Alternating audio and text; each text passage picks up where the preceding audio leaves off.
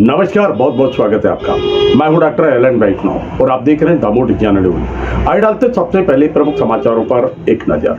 मध्य प्रदेश के मुख्यमंत्री शिवराज सिंह चौहान आएंगे दमोह। 11 दिसंबर को 45 मिनट बिताएंगे दमोह में मुख्यमंत्री शिवराज सिंह चौहान। जयंत मलैया के जन्म दिवस के अवसर पर आयोजित कार्यक्रम में सहभागिता करेंगे मुख्यमंत्री शिवराज सिंह चौहान। आयुर्वेद विश्व की सबसे प्राचीन चिकित्सा पद्धति, प्रहलाद सिंह पटेल ने कहा।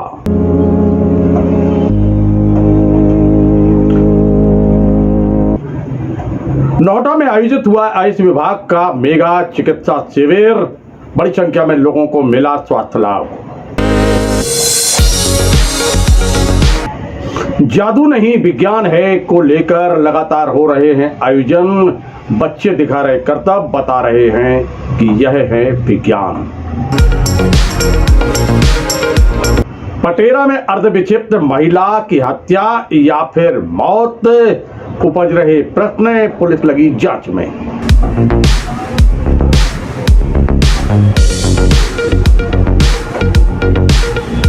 स्वर्गीय प्रभु नारायण टंडन की स्मृति में जन्म शताब्दी समारोह हुआ आयोजित, वक्ताओं ने रखे विचार। गुरु शरण शर्मा पंडापोकर सरकार के विरुद्ध शक्ति पुत्र के अनुयायियों ने फूंका बिगुल, पत्रकार वार्ता में बताया किस प्रकार चल रहा है अभियान।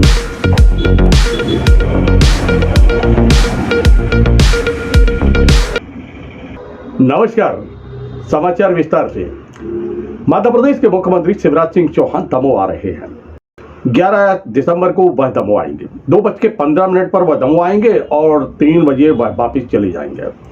45 मिनट वह दमोह में बिताएंगे। मध्य प्रदेश के मुख्यमंत्री शिवराज सिंह चौहान दमोह के पूर्व विधायक तथा मध्य प्रदेश के पूर्व वित्त मंत्री जयंत कुमार मलैया के अमृत महोत्सव कार्यक्रम में सहभागिता करने आ रहे हैं। 75 वर्ष की आयु हो चुकी है जयंत कुमार मलैया की और ये 75वां जन्म दिवस जो है उसका आयोजन है। स्थानीय एकलव्य यूनिवर्सिटी का जो प्रांगण है वहाँ ये आयोजन है और इस आयोजन में सहभागिता करने के लिए प्रदेश के मुख्यमंत्री आ रहे हैं और 45 मिनट वह दमोह में बिताएंगे और कुछ क्षण जो होगा वह बिताएंगे कार्यक्रम में और बाकी समय जो होगा वह उनका हेलीपैड से कार्यक्रम स्थल और कार्यक्रम स्थल से आने जाने में लगेगा, यानी लगभग 20 से 25 मिनट लगभग आने जाने का होगा और 20-25 मिनट वह करीब वहां पर बिताएंगे। इसको लेकर तैयारियां चल रही हैं।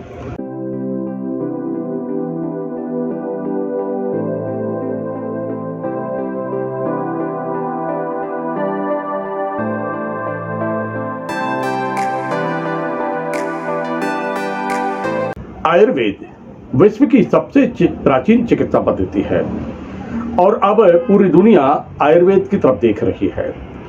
आयुर्वेद ने सबको ज्ञान दिया है, दिशा दिया है, स्वास्थ्य लाभ दिए हैं। कोरोना कोविड-19 का जब प्रहार हो रहा था, जब सारी दुनिया में इससे लड़ने के लिए कोई शक्ति नहीं बची थी, तब आयुर्वेद ने यह रास्ता दिखाया था कि कैसे आप स्वस्थ रहें और कैसे आप बीमार होने से बच सकते हैं और बीमार अगर हैं तो कैसे स्वस्थ हो सकते हैं, इसकी दिशा भी दी थी और साथ में एक संदेश भी दिया था। संदेश के साथ में स्वास्थ्य लाभ भी दिया था और आयुष विभाग अब लगातार जन जन तक पहुंचने के लिए लगातार तैयार दिखलाई दे रहा है। भारत सरकार की बात करें या प्रदेश सरकार की, लगातार आयुर्वेद को लेकर विविध प्रकार के आयोजन चल रहे हैं। मध्य प्रदेश के दमोह जिले के अंतर्गत आने वाली नोएडा में दमोह सांसद तथा भारत सरकार के केंद्रीय राज्य मंत्री प्रहलाद सिंह पटेल पहुंचे उस कार्यक्रम में, जिसमें बड़ी संख्या में उपस्थित थे ग्रामीण भी और साथ में उपस्थित थे वह लोग जो स्वास्थ्य लाभ लेने के लिए गए हुए थे।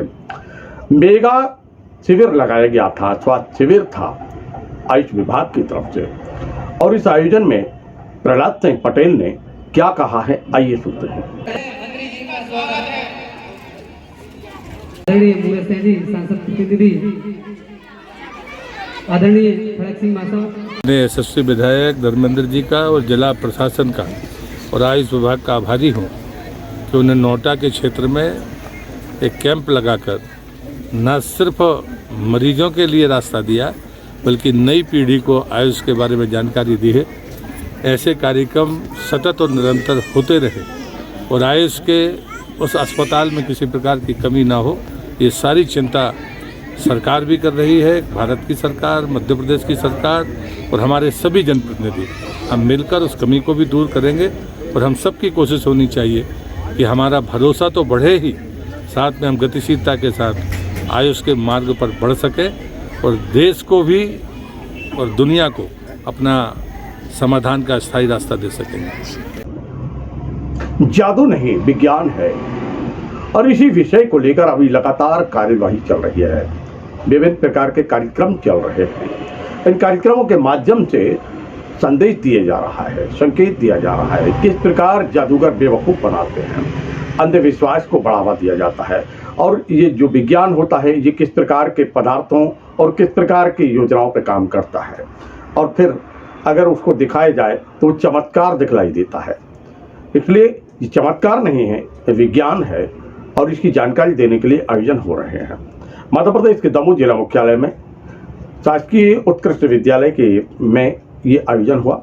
दमोह के जिला जनसंपर्क अधिकारी वाई कुरैशी इस कार्यक्रम में मुख्य अतिथि थे और जहां छात्र छात्राओं ने विविध प्रकार के प्रयोग बताए, किस प्रकार जादू चमत्कार नहीं यह विज्ञान है की जानकारी दी। आइए देखते हैं।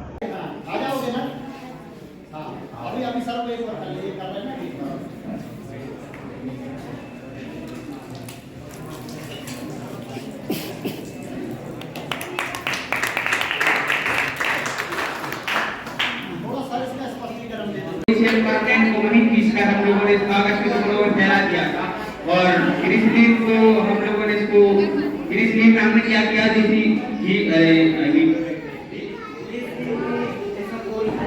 नाम दवा कहते हैं।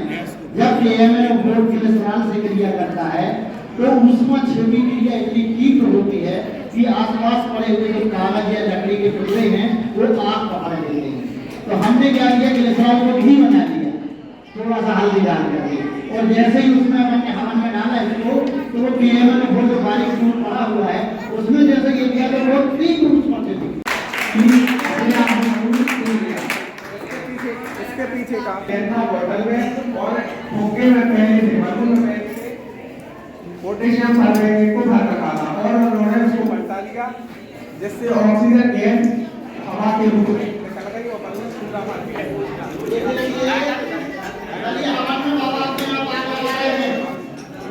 आप लोग भी अपने आप आग लगा दे लगता है डाल कर ये जबेरा वाले भी लगाना है कि आग लगाने में पूरे जिला में आए रखे दिए तरह तरह से आग लगा रहे हैं। थोड़ा सा सुनिए, देखिए थोड़ा दूर का लोग जाएंगे साइड में।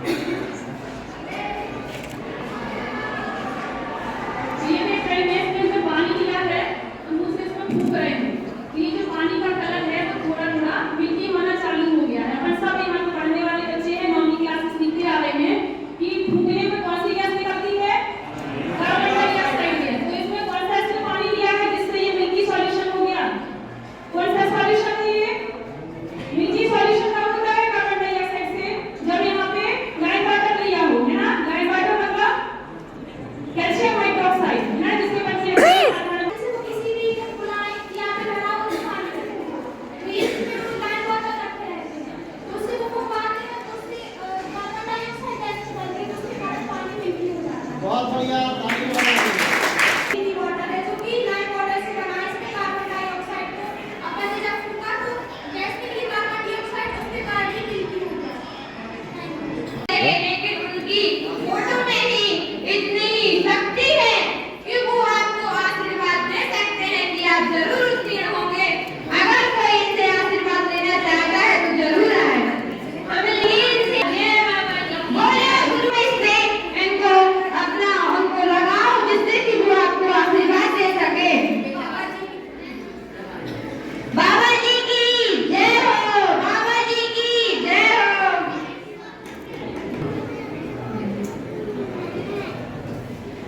मेरे को ये जरूर उत्तीर्ण होगी। बाबा जी ने इसको बहुत अच्छा आशीर्वाद दिया है कि ये जरूर उत्तीर्ण होगी और 10th क्लास में लगता है कि अच्छे अंकों से अपनी विजय प्राप्त करेगी। अब मैं बताऊंगी इसमें राख कैसे बनते। आप भी देख सकते हैं कि इसमें राख बन चुकी है। देखिए, मैं इसका कारण बताती हूँ। जब एल्युमिनियम पर मर्क्यूरी क्लोराइड में थोड़ा सा पानी मिलाकर उस पर रगड़ते हैं तो एल्युमिनियम क्लोराइड बनता है, जिससे हमें दिखाई देता है कि वह एक राख के समान दिखाई देने लगती है और वह झड़ने भी लगती है। यही कारण है कि वह राख बन गई थी। जादू में ही विज्ञान है, ये तो विज्ञान के चमत्कार है और विज्ञान को समझना और समझाना आसान। पर हमारी भूख तो आग खाकर ही मिटती है। आप में से अगर कोई आग खाना चाहे तो आए, हमने बहुत सारे प्रबंध कर रखे, आग खाते हैं। तो चलिए गुरु जी हमें बताइए और हमें विश्वास है कि आप जरूर आपसे भूख मिटाते होंगे। बाबा जी की जय हो, बाबा जी की जय हो। मध्य प्रदेश के दमोह जिले के अंतर्गत आने वाले पटेरा में एक अर्ध विक्षिप्त महिला की लाश मिलने से सनसनी फैल गई। और ये जो लाश है इसमें हत्या हुई है या मौत है, स्वाभाविक बीमारी की वजह से है या कोई अन्य कारण है, इसकी जांच में पुलिस लगी हुई है। क्योंकि चर्चाएं यह आई कि उसकी हत्या कर दी गई है। हत्या है, स्वाभाविक मौत है, बीमारी के कारण मौत है, इसके लिए पुलिस लगी हुई है, बाकायदा जांच कर रही है। इस संबंध में हमने चर्चा की है एसडीओपी वीरेंद्र बहादुर से, हटा के जो एसडीओपी हैं पुलिस के, उनसे चर्चा की है। वह क्या कह रहे हैं और ये मामला क्या है, आइए देखते हैं।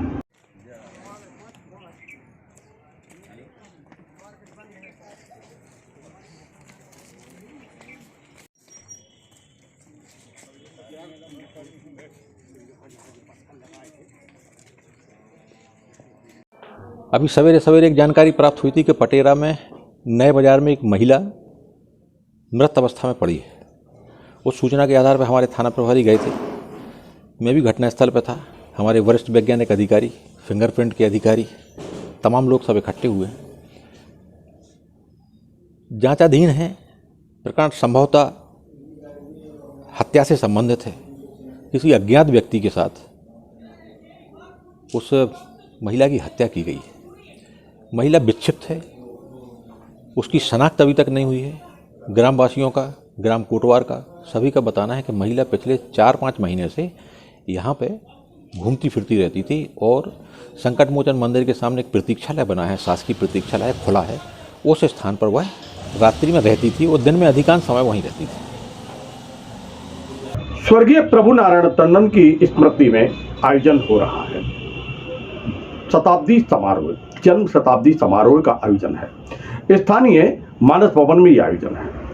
कार्यक्रम के जो मुख्य अतिथि हैं वह हैं दमोह सांसद तथा भारत सरकार के केंद्रीय राज्य मंत्री प्रहलाद सिंह पटेल। विवेक तनखा इस कार्यक्रम में अध्यक्षता करने आए और दमोह के पूर्व विधायक जयंत कुमार मलैया कार्यक्रम में विशिष्ट अतिथि के रूप में उपस्थित थे। प्रभु नारायण टंडन के विषय में यहाँ वक्ताओं ने विचार रखे। किस प्रकार आयोजन हुआ है, आइए चलते हैं और देखते हैं।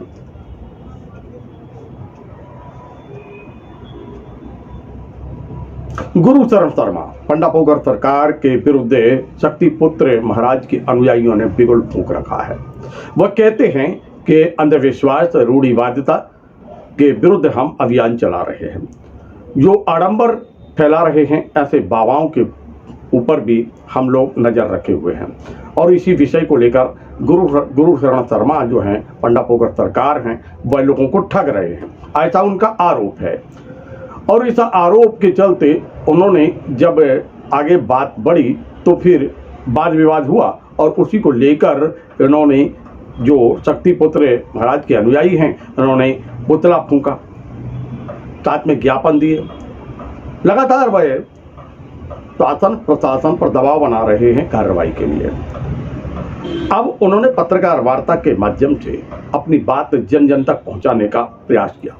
स्थानीय एक कार्यकर्ता के निवास पर आयोजित हुई थी पत्रकार वार्ता। पत्रकार वार्ता में प्रश्नों के उत्तर दिए। हालांकि ये जो आरोप लगा रहे थे वह आरोप लगा रहे थे, परंतु प्रश्नों के उत्तर गोलमोल थे, क्योंकि आधारहीन कोई साक्ष्य जब मांगा जा रहा था तो वो कह रहे थे दे दिए जाएंगे, दिखा दिए जाएंगे, ऐसा फलाना चैनल आप देख लीजिए, फलानी चीज देख लीजिए।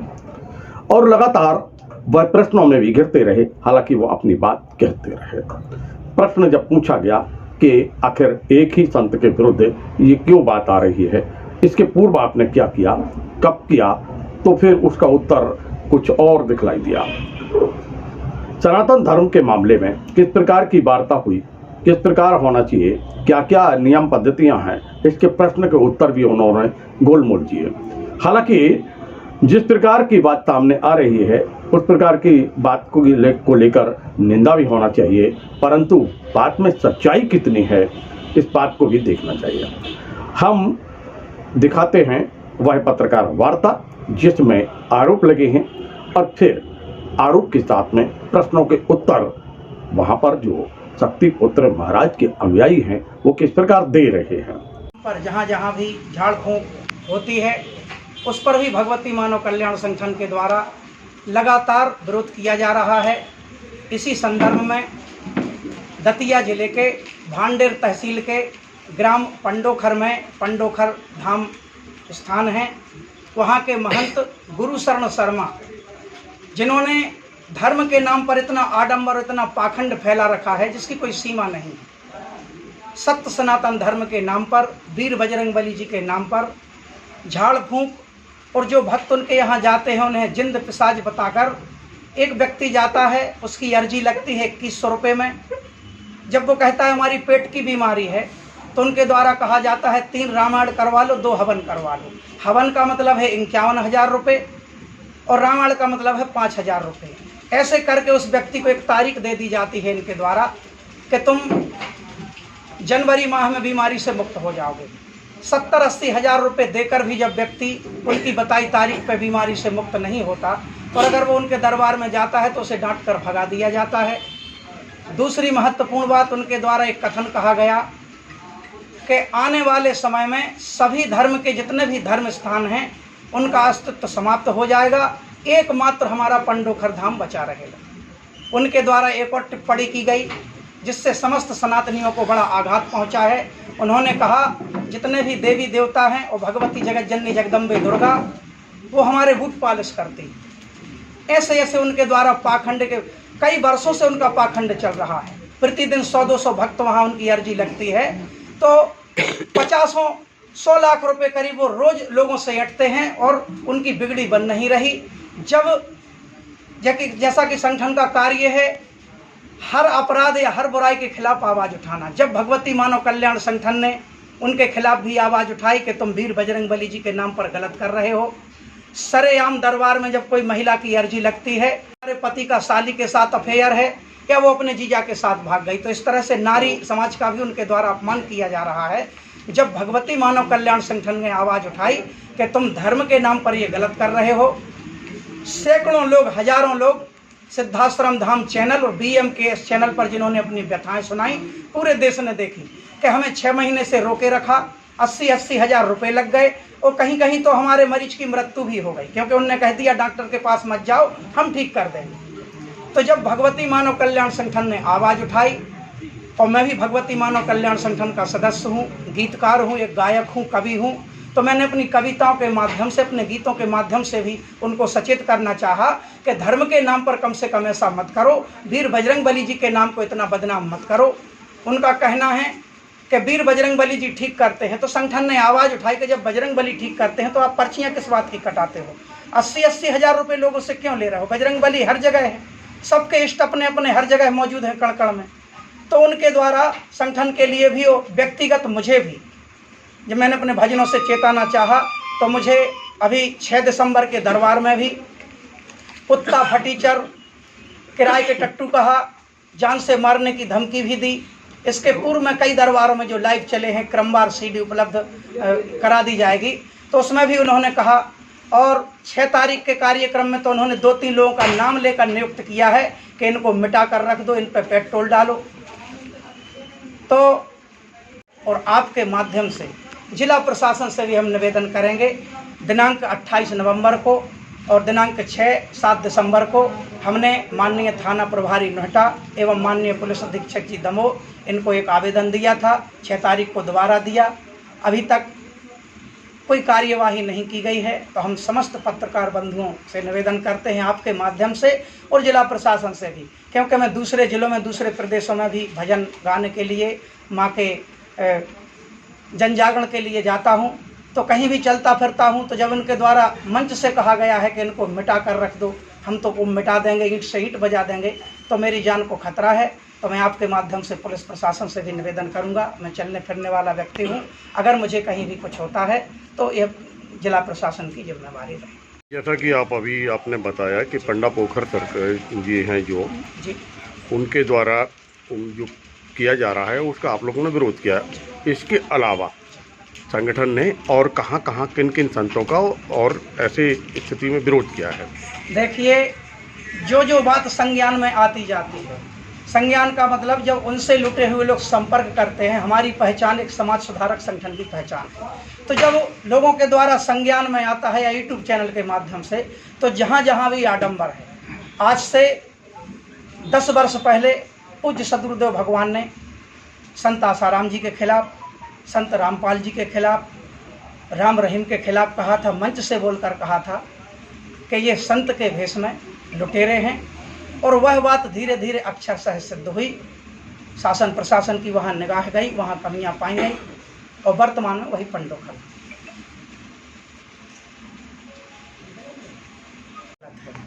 पर जो हमारी मूल इष्ट है, और मैं कहता हूँ जो हमारे इष्ट हैं, जितने भी इष्ट हैं, हम भगवान महावीर हमारे इष्ट हैं, श्री रामचंद्र जी हमारे इष्ट हैं, भगवान बुद्ध या ईसा मसीह हमारे इष्ट हैं। इन इष्टों की भी जो जन्मदाती है वह तो प्रकृति सत्ता एक है।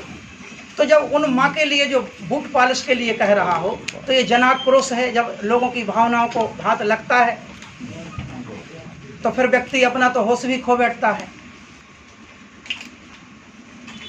तो अपना आक्रोश दिखाने के लिए लोग पुतले जला देते हैं। लेकिन पुतला जलाना सनातन धर्म के हिसाब से सही नहीं है। उस दिन अम्बेडकर चौराहे पे पुतला जलाया, जूते मारे। खासतौर से वैसे तो पूरे देश की हमारी गुरु बहनें हैं,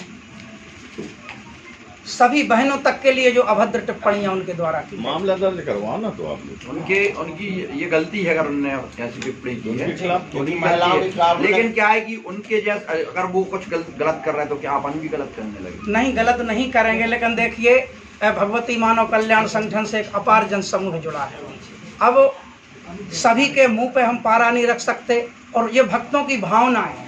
आज हमारी माँ के खिलाफ अगर कोई बोल रहा है तो बेटे को तो ये होश नहीं रहता कि हमारे हाथ में क्या है। ये तो फिर भी एक, मैं मानूंगा, मतलब अन्यथा ना लेना कि फिर भी ये तो पुतला फूंकने वाली बात है। जब हमारी माँ की बात हो, माँ की लाज की बात हो, या हमारे पूज्य पिता के बारे में कोई बोले, तो व्यक्ति अपना आपा खो बैठता है। फिर तो हमारी भगवती माँ के लिए जिन्होंने बूट पालिश के लिए कहा हो, तो स्वतः है लोगों का भड़कना और जन आक्रोश है। और अभी ये तो मुझे लगता है अभी शुरुआत है। अभी तो अगर उन्होंने जैसा कि जितनी भी देवी देवताओं के विरुद्ध अभद्र टिप्पणियां की हैं, अगर समय रहते हुए क्षमा न मांगेंगे सामूहिक रूप से, तो यह आंदोलन व्यापक रूप लेगा, दूसरे प्रदेशों में भी व्यापक रूप लेने वाला। क्या आप लोगों के अंदर की तर्क शक्ति समाप्त हो गई है क्या? अगर मान लीजिए उनने कुछ कहा है तो तर्कों के आधार पर भी, कुतर्कों के आधार पर नहीं, तर्कों के आधार पर भी तो विरोध हो सकता है। तर्क देने की भी तो एक सीमा होती है। मैंने कहा था माँ को जो एक अंतिम सीमा होती है, तर्क से भी दिया गया है, निवेदन भी किया गया है। उन्होंने सबसे बड़ी बात यह है कि जैसे भगवती मानव कल्याण संगठन ने आवाज़ उठाई थी, तो उनको चाहिए था कि जब किसी एक संगठन ने आवाज़ उठाई है, आवाज़ उठाना सभी का अधिकार है, वो हम पर उठा सकते हैं, हम कहीं गलत कर रहे हैं या हमारे संगठन में गलत हो रहा है तो आप सभी लोग आवाज़ उठा सकते हैं। तो उनको एक शांतिपूर्ण तरीके से सीधा एक ही शब्द बिल्कुल कि तुम जिन भगवती की साधना करते हो तो हमारे बूट पालिश कर, तो फिर वहाँ तर्क की एक सीमा समाप्त हो जाती है। फिर तो निश्चित व्यक्ति का तो इसके संबंध में आप लोगों ने कोई FIR दर्ज करवाना चाहिए? मैंने अभी आपसे निवेदन किया कि सामूहिक रूप से कलेक्ट्रेट में ज्ञापन भी दिए गए माननीय मुख्यमंत्री जी के नाम। ज्ञापन, अदालतें खुली हुई हैं, पुलिस थाने खुले हुए हैं, ज्ञापन एक माध्यम नहीं है। जी जी, आप चाहते तो उनके खिलाफ FIR दर्ज करवा सकते थे, अब उसके बाद जांच होती तब कोर्ट अपना फैसला करता। तो मैंने निवेदन किया है। ज्ञापन से कुछ नहीं होता, ज्ञापन तो आप एक मांग कर रहे हैं। FIR इस संबंध में आवेदन दिया है, थाना प्रभारी नोटा के लिए दिया है। नहीं, ये आप सनातन से लड़े, ये उन्हीं ने अपने दरबार में की थी राघवेंद्र भैया। तो आपने वहाँ पर जाके आवेदन वगैरह दिया वहाँ पुलिस थाने में या अभी देखते हैं कुछ चीजें हैं जो शायद उन तक न जानकारी पहुंच रही हो, मतलब शास्त्री जी तक शायद कुछ चीज़ों की जानकारी ना पहुंच रही हो, तो वो धीरे धीरे सुधार के क्या है। जैसे अभी आपने कहा कि अब हम सनातन जिला का रहे, ये बिल्कुल सही बात है, पर सनातन कहाँ कहता है कि तुम करोड़ों के अंबार खड़े करते जाओ मात्र बजरंग बली का नाम लेकर।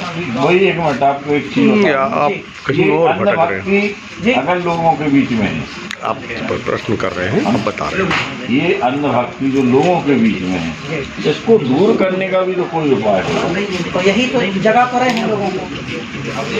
अब जैसे वो उनका कहना ये रहता है, जैसे वो भी अपने उनके भी शिष्य हैं, वो आप लोगों को अंधभक्त कहते हैं, आप लोग अंधभक्त हैं, अपन उनको अंधभक्त बोलते हैं। यह वही चीज भाई, हमारे गुरु जो है हम तो वही मानेंगे, गुरु सर्वोपरि, वो भी अपने गुरु सर्वोपरि, तो आगे हो तो युद्ध सनातन बना रहे, तो कोई उपाय निकलना चाहिए, क्योंकि इससे तो फिर हिंदू से लड़ेगा तो हो गया कल देहाड़।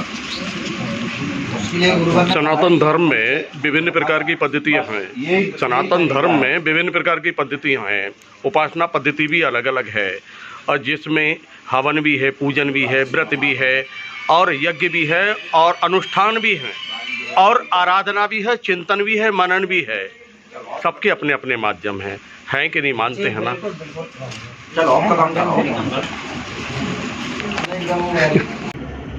मित्रों, ये थे अब तक के प्रमुख समाचार। कल फिर मिलते हैं नए समाचारों के साथ, तो देखते रहिए द मोटिव ज्ञान न्यूज़। नमस्कार।